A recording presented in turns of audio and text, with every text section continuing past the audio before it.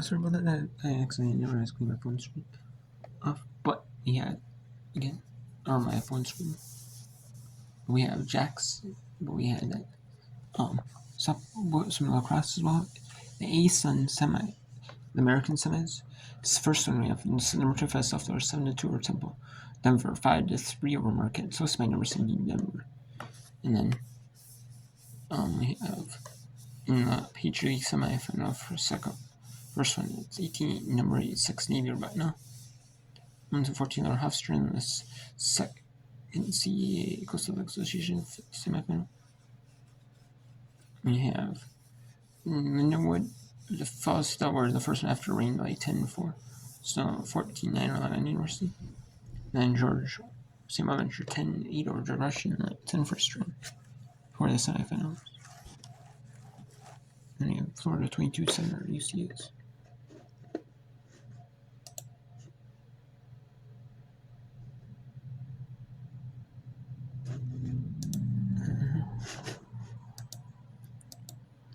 And then George had Diz run.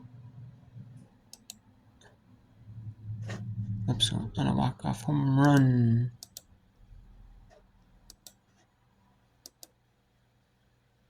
Let's go second half. Let's go second quarter of the Temple Owls taking on the South Florida Bulls. Some of these schools do not have women's lacrosse.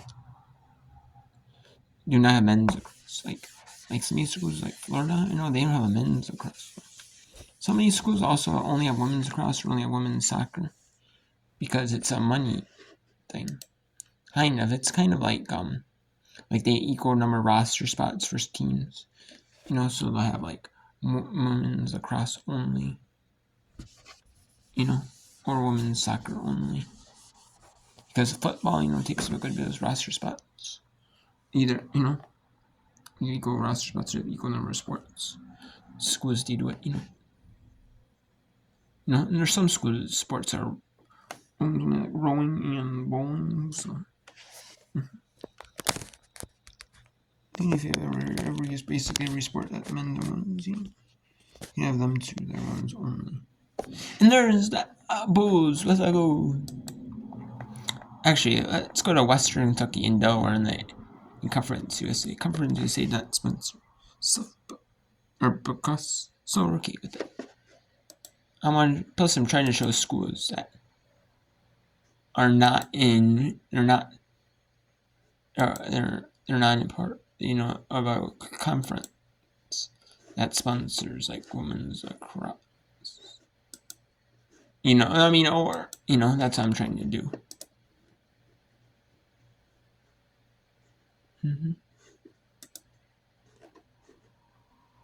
Yeah.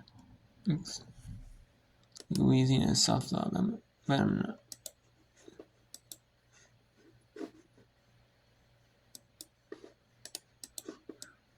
Let me see if there's any restrictions. Oh, that's still in the rain, really. South Florida softball team. No.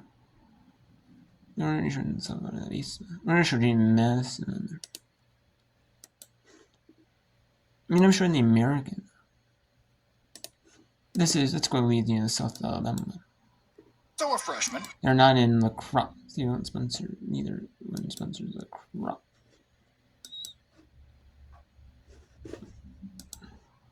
Lacrosse. Let's look at those ones. So it's St. Charles and Northwestern Jefferson parishes. So it's parishes. There's Assumption Parish. It's like counties. In the rest of the United States, it's counties. In Louisiana, they call them counties, parishes.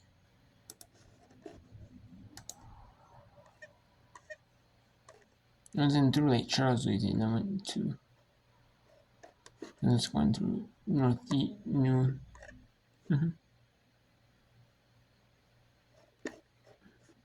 Went through Southeast Louisiana.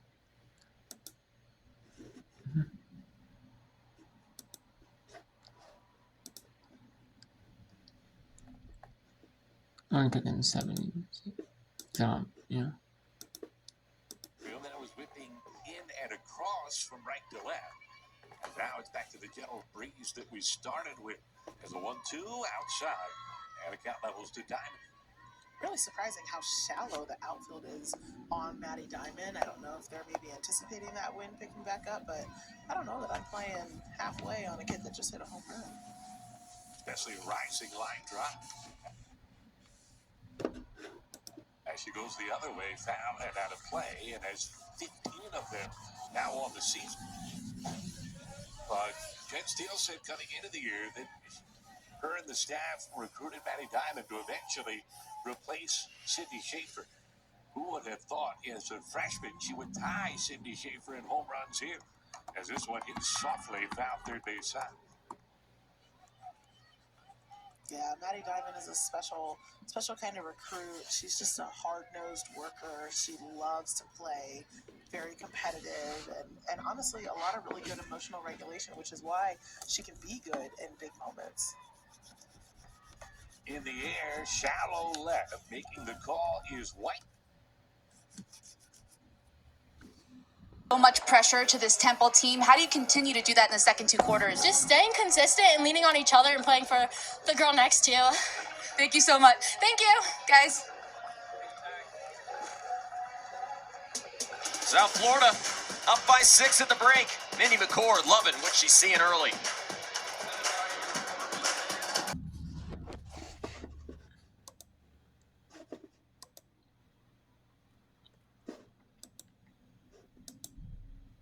Let's go basement across. Did that pressure and took on the challenge of being that next bio to win it.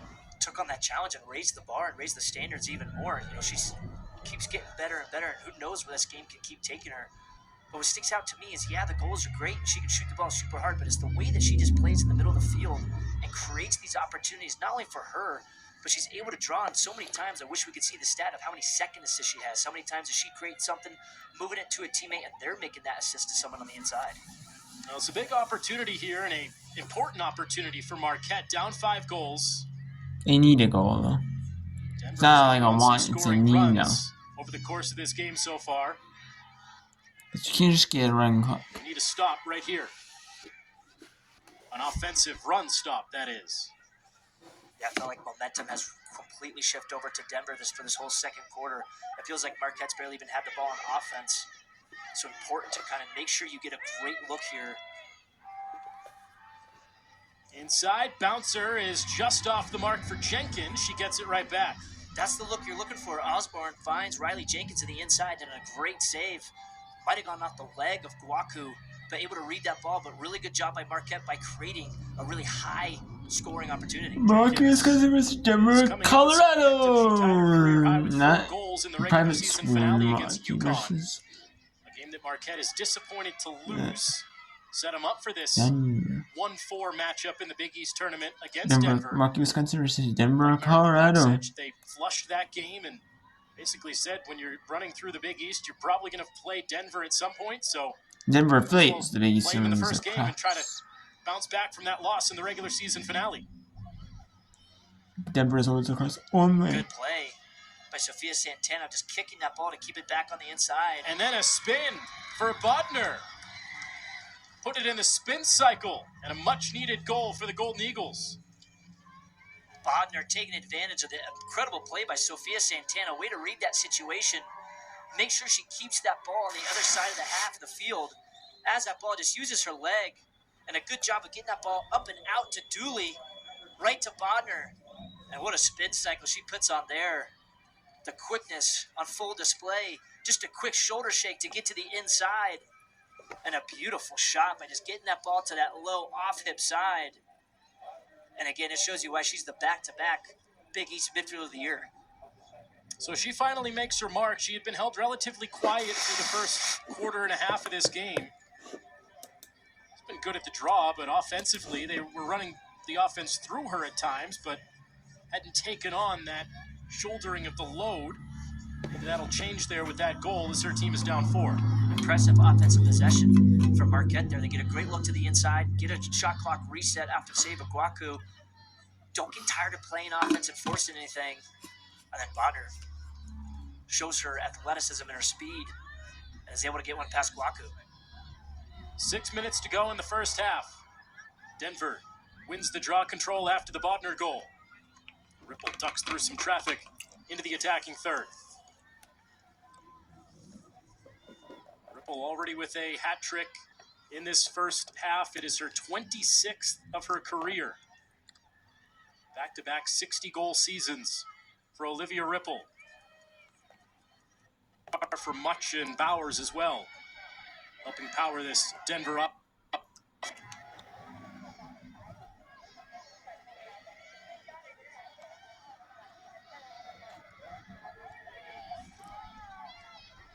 Kyle.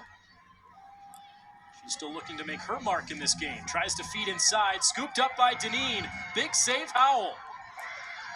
Big save, Howell. Right when you need it most, comes across the crease, matches stick, is able to punch that top hand. Man, it almost looks like just a tough break of a bad bounce in front of the goal, and Howell keeps him in this. Watch the save on the replay. Goes right to Deneen, and Howell just follows that ball all the way across. But Denver forces another turnover. Klingenberg, who else right there to pick it off? Kyle switches to the left. Howell with another big one. Howell showing that she's explosive and very great at high-to-high shots. Anything high, she's been all over, and the only one that she didn't, she had a stick on that Ripple goal. But something for this Denver team to recognize is trying to test her a little bit lower.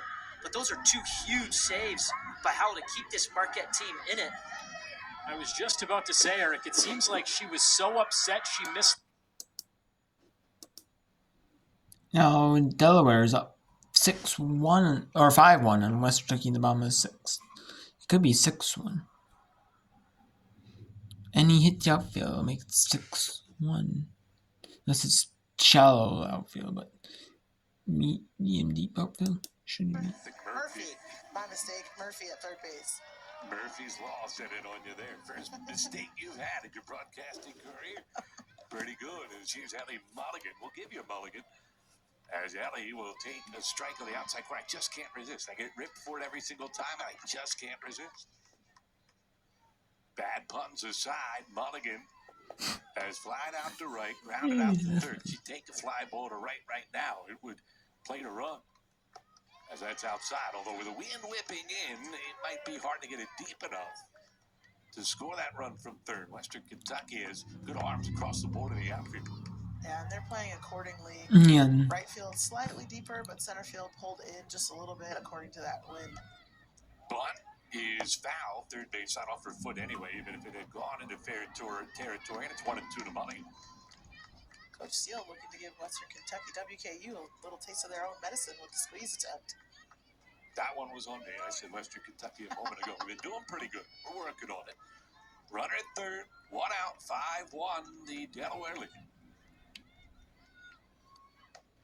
That's 2-2. The outside corner. Pretty good pitch from Wood, but she doesn't get it. Pretty good pitch. And you know, when you've got a zone that's a little bit tighter or more true, I should say, it's really about who can take advantage of it offensively. Punt shot the other way. It hangs. Wow, what a play! She scores on the sac fly RBI for Ellie Mulligan, and Delaware has increased the lead to 6-1. It's a nice job. Delaware 6. Enough, right? Snooky 1. Speed, even though it was a shallow fly ball, the slide out in right field did give her enough time to tag up and score on that. So now back to the top, Allie Nankiville, but Delaware accomplishing what they set out to. You could see the reaction from the Delaware dugout and coaching staff.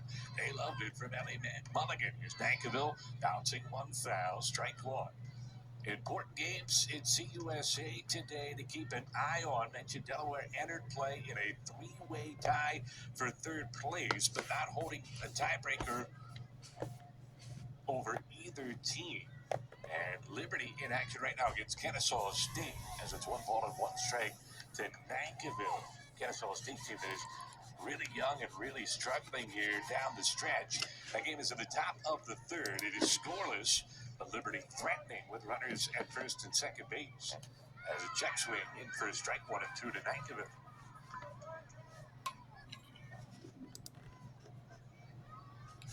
New Mexico State is battling Missouri State. Now that one will get underway a little bit later on. Outside, 2 balls and 2 strikes here to Nankovic. What's so tough about this conference is this late in the season with teams, some teams are rising, some teams are surging, some teams are falling, and you just never know. And although, Delaware's got this matchup with the top part of the conference, and those other teams have matchups with teams at the bottom half of the conference, you still never know what's going to happen. You've got to play the games, and you've got to see what happens, and some teams can get hot at the right time. And so this is an infield single for now for Ali Nanko. No, they're going to call her out even without review. She was out of the box. Bing, that was a problem for her early in the year, and it pops up here in the 6th inning. But Delaware scores 2. And more goal right there. South Florida 9, Tampa 3.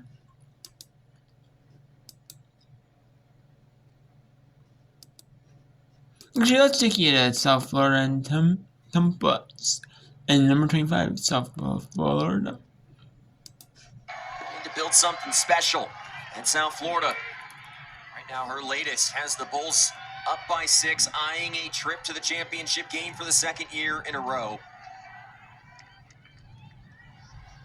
Mindy McCord was so successful at that Jacksonville program that became one of the true juggernauts in the sport. Said that she didn't want to leave that program, but Michael Kelly, the former athletic director at South Florida, kept pushing, and she chose to come and start this program, and man, what did they accomplish already? Absolutely, in just 2 short years. Chepnik coming from Clemson as a transfer.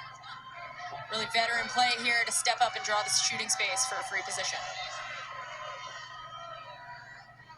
The top scorers in this conference. Chepnik fires off the post.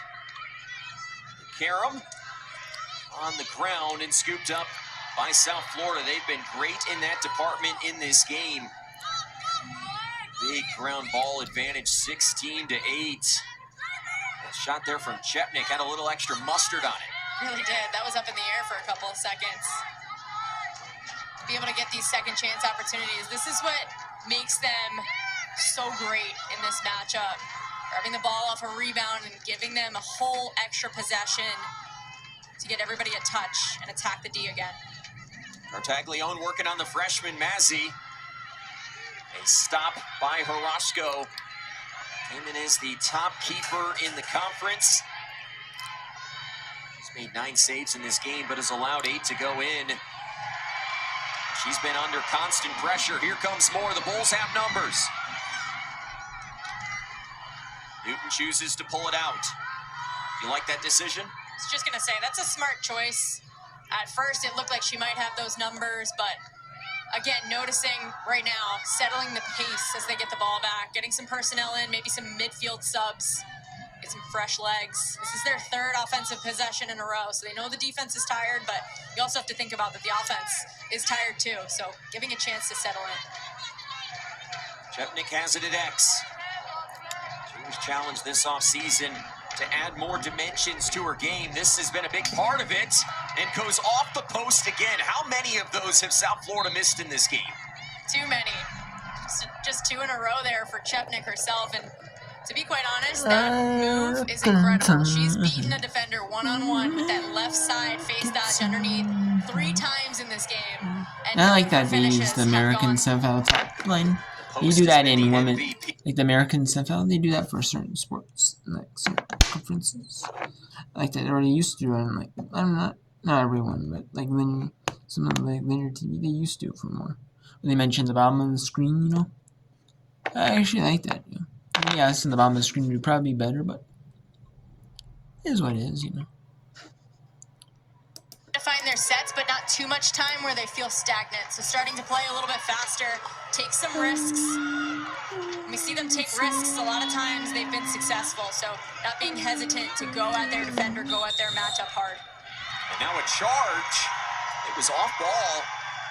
Larry Carr, our lead official, with the emphatic call. It will go back to South Florida. Now 11 turnovers in this game for Temple. Not ideal, to say the least.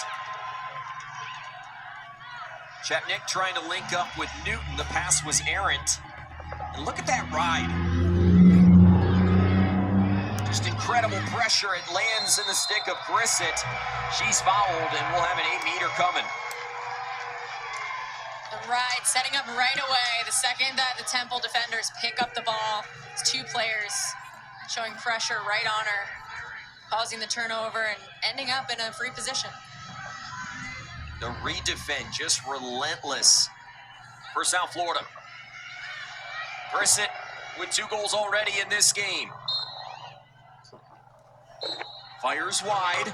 That was another pipe. I heard it.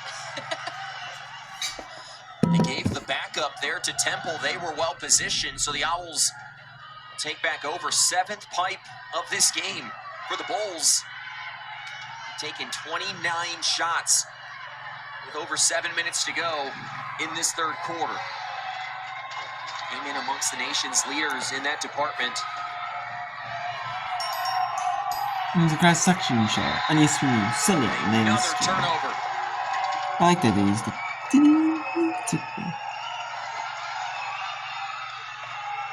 Upuse has it. Taking on 3 defenders. Goes to the ground, no foul. South Florida content to reset.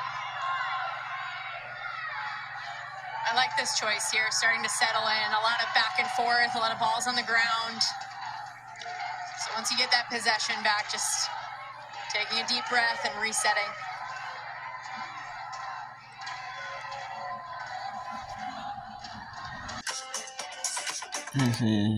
Between the screen. Again.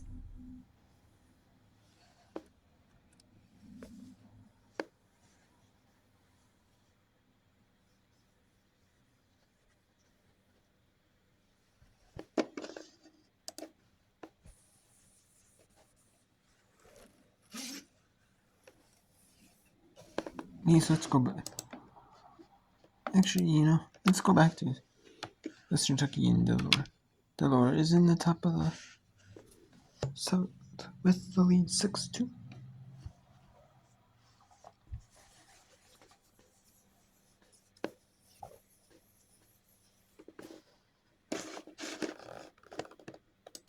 And another one.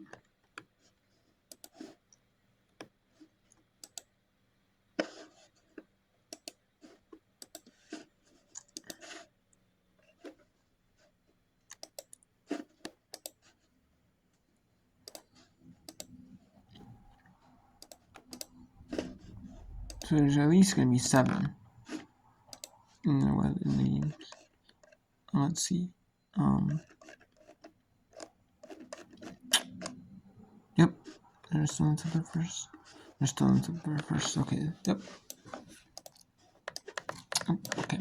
Just like that.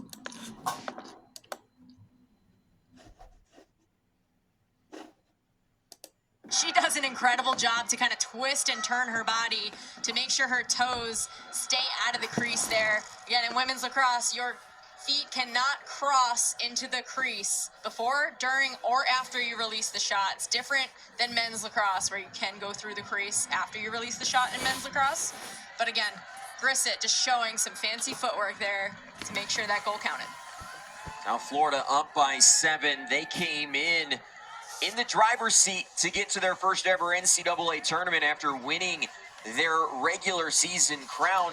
Kylie, you look at these numbers, they might have a path to getting to the NCAA tournament even if they don't win this championship. Yeah, just one of those bubble teams that could have that opportunity based on that RPI number being in the top 15. But again, I think that's outside of what Coach Mindy McCord there is her goals. She wants to win this tournament. She wants that AQ in order to be in that NCAA tournament and earn it through all of that. No team with an RPI north of 20 has ever been left out of the NCAA tournament. Let's get down to Maria. Well, I had a chance to listen in to Temple's huddle during that media timeout, guys, and despite trailing South Florida, they were very positive and upbeat. Bonnie Rosen bringing her team in and saying, hey, don't hang your heads. You've done some good things in this game. Laura Connor in particular was super vocal, along with Amelia Reck, just telling their teammates, hey, let's keep going. They broke down the huddle with an outwork chant, and so still staying positive despite being down. And Kylie, you have to at this point. Being down 7, there's still a lot of time left in this game, but if you're Temple, you've got to find ways to string together good defensive possessions. Good defensive possessions and giving some more backup to Riley Harash.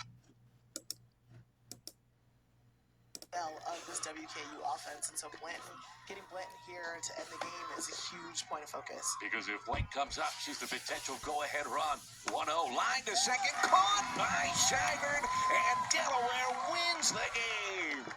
WKU gets the tying run to the plate, but Woods gets... Yep, and there it is.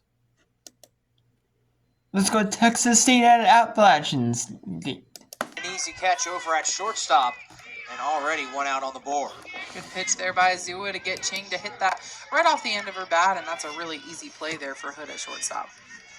Well, that's going to go ahead and bring up Grace Barrett, and we talked so much about Michaela McLean, but Grace Barrett is basically right there with McLean in a lot of batting stats. Coming into this evening, 45 RBIs, 12 doubles as well, and 5 home runs. Has really racked up the extra base hits this year for App State, and she's going to go ahead and have a shot now. 11 for 28. So Grace Barrett's going to go ahead and try to get App State back in this one as they are currently down by 2. 1 out, no one on right now for the Mountaineers. Maddie Azua, great job to her part. As that one goes high.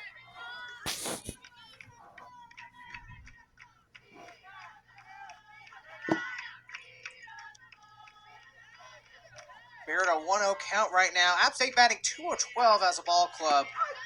Compare that to Texas State 6 of 18. And also we have a defensive change here for Texas State as well. Kat Zarate no longer over at second base, as that one is hit foul. 1-1 count now for Grace Barrett.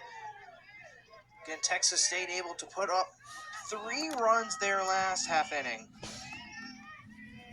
Ava Renteria now over at second base, number 11 for Texas State, as that one also hit foul by Grace Barrett. Good job by Grace Barrett having a good at-bat here, and looks like App's going to have to kind of climb back from behind, but not something they're not used to doing. Azua going to have a little bit of grace here in the circle where she's just going to keep the tempo up. She's pitching with the lead now and just doing what she does best. That one put on the ground, and ooh, a little bobble there by Bubella. Still able to get the out, though. Barrett not quite able to outrun that one. Bubella just able to recover to get the second out.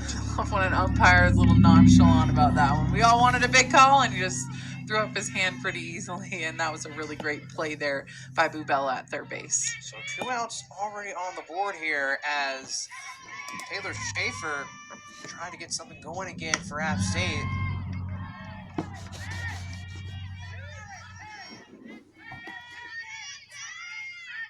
One count here early for Taylor Schaefer, a freshman for App State that has really had a lot of duties this year for the Mountaineers.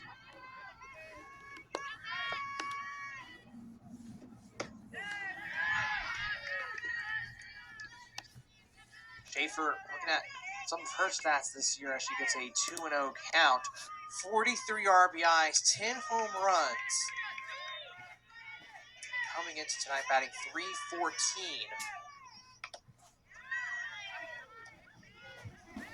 You know you have confidence in your change